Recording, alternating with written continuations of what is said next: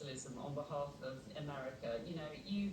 America has been built because it's had strong laws that has enabled a free market for people to be able to go out and create businesses and create wealth, and that is where the prosperity has come from.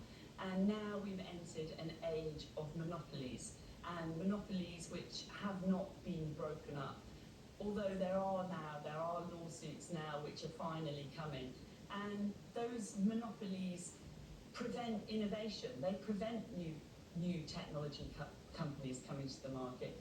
We all use WhatsApp and Instagram and Facebook, which are all owned by Mark Zuckerberg, because there's very little other choice. That's because they've dominated the market.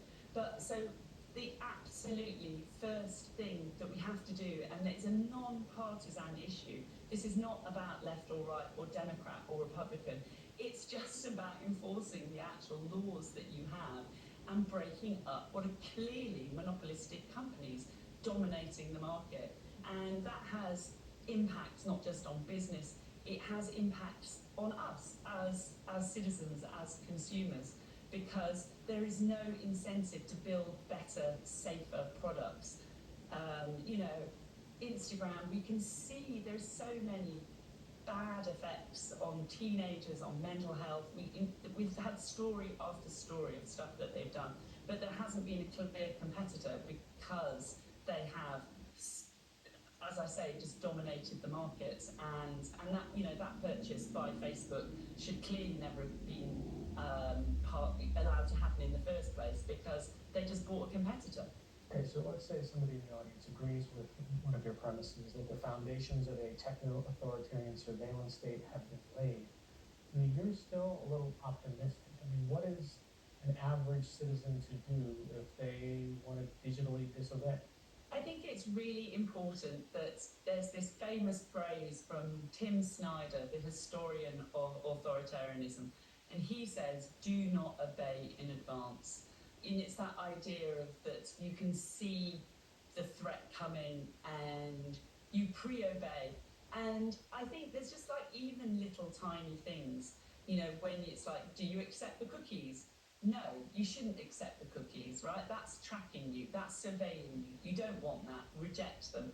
When you're asked, when you're going onto some website, they want your name, they want your email, they want your date of birth.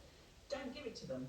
That's private information, and it's everything that you do like that, where you're just giving away information that can be used in some way. It's being contained somewhere, it's being combined with other information, and we all have to just get into the habit of protecting our privacy. Privacy is power. That's one of the really, really key things to remember.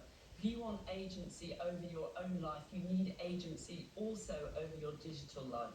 So I think that's one of the sort of key points that I try and hammer home. And I give the example about your kids. Children are people too, and if they're not over the age of consent, why would you put their images onto platforms which are harvesting their data, which we can clearly see are now allied or aligned with either authoritarian or hostile governments? You just don't know how that will be used in the future. And if you care about your kids, and of course you do, you want to protect them, and you also must now think about how you protect them in this online space.